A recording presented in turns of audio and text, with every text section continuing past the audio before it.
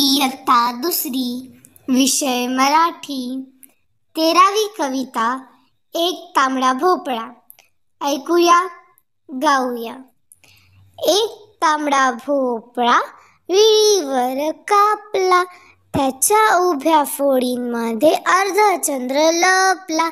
एक तांबडा भोपळा उन्हात वाळवला, पाठीवरती बांधून बाळ्या पोहू लागला. एक तांबडा भोपळा तंबोऱ्याला लावला, कुणी तारा छेडताच साथ करू लागला.